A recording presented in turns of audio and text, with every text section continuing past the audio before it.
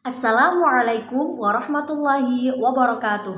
Halo semuanya, perkenalkan nama saya Aina Almardiah dari kelas PGMIA dengan NIM 2032100005. Materi ketujuh adalah pembagian hadis dari segi kuantitas. Hadis dibagi menjadi dua, yakni hadis mutawatir dan juga hadis ahad.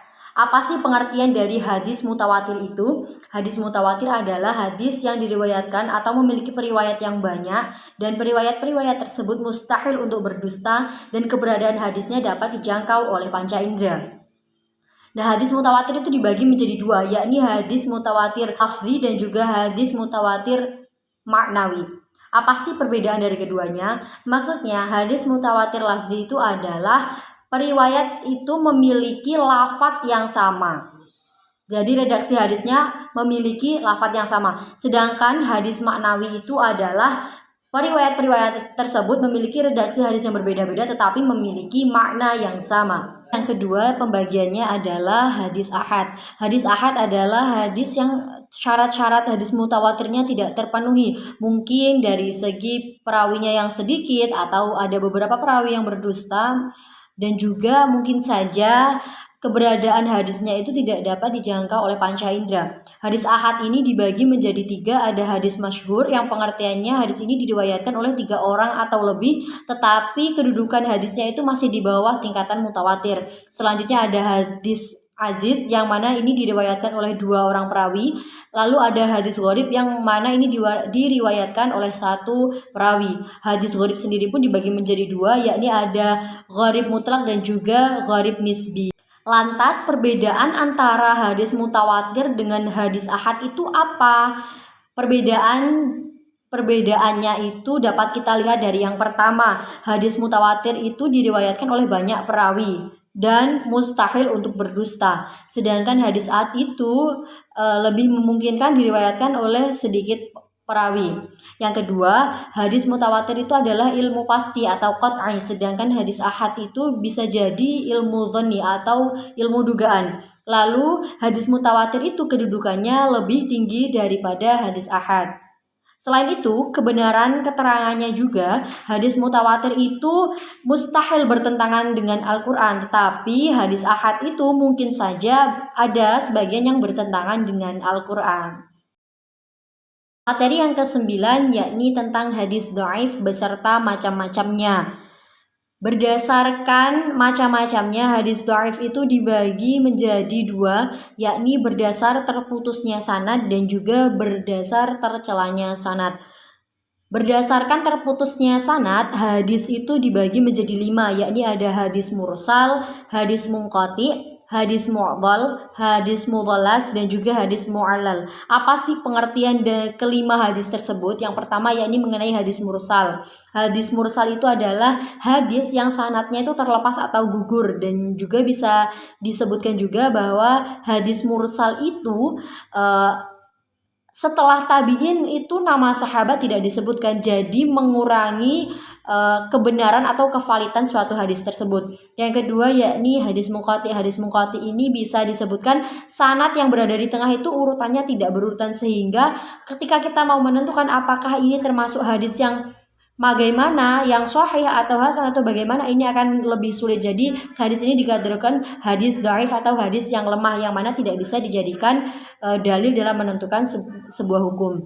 Lalu yang ketiga yakni ada hadis mu'dhal. Hadis ini merupakan hadis yang terdapat gugur sanadnya itu 2 atau lebih, dan juga hadis ini dikategorikan hadis yang lebih buruk daripada dua hadis yang sudah saya sebutkan tadi, hadis mursal dan juga hadis munqati.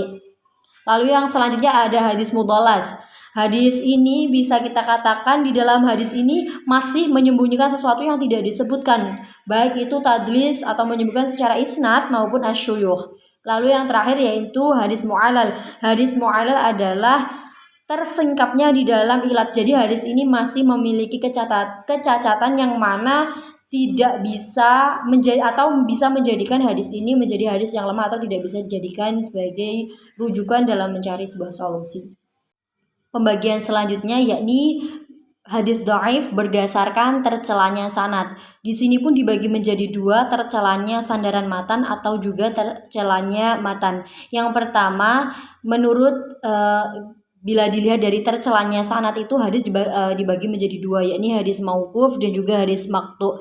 Maksudnya tercelanya itu bagaimana? Maksudnya mungkin saja orang yang meriwayatkan itu memiliki akhlak yang kurang baik sehingga hadis yang ia riwayatkan pun jadi menjadikan diragukan atau menjadi keraguan untuk diambil sebuah dalil dalam menentukan sebuah hukum. Selanjutnya dilihat dari tercelanya matan itu ya ada satu hadis, ini hadis syad, yang mana kandungannya ini mungkin bertentangan dengan yang disampaikan Rasulullah atau mungkin juga bertentangan dengan syariat Islam. Selanjutnya ada juga yang terjadi salah satu dari sandaran matan dan juga matan tadi, tercelanya dari dua hal tersebut itu hadis juga dibagi menjadi tiga, yakni ada hadis maqlub, hadis mudrof, dan juga hadis mushaf. Selanjutnya ada juga hadis yang dianggap dhaif, yang ini hadisnya itu terkandung dua hal atau tercelanya dua hal antara sandaran matan atau isnad atau sanadnya dan juga matanya juga yang memiliki atau dianggap dhaif, yakni di sini ada hadis matruk dan juga hadis mungkar. Ini hadis mungkar itu merupakan hadis yang periwayatnya atau perawinya itu ingkar dan matanya itu bertentangan begitu. Bagaimana kita mengambil atau kehujahan hadis dhaif itu seperti apa? Yang pertama perlu kita ketahui bahwasanya hadis dhaif itu tidak bisa diamalkan secara mutlak. Karena apa? Karena status hadis yang lemah, yang memiliki perawi yang mungkin saja tidak memenuhi syarat untuk menjadi hadis sahih maupun hadis hasan. Selain itu ada juga pendapat ulama yang mengatakan bahwasanya hadis dhaif itu bisa diamalkan secara mutlak tetapi memiliki beberapa syarat, diantaranya tidak lemah, lalu tidak ada dalil yang bertentangan dengan matan hadis, ada pembenaran dari hadis yang sahih. Jadi ada keterangan dari hadis sahih bahwasanya hadis ini tuh layak untuk dijadikan sebagai dalil, dan juga yang terakhir, syarat yang terakhir itu tidak diiktikadkan kepada Rasul tetapi untuk ihtiyat. Jadi hadis ini bisa diamalkan tapi tidak semata-mata diamalkan begitu saja, tetapi dengan penuh kehati-hatian dan yang pastinya berpegangan dengan hadis yang sahih dan juga hasan lainnya.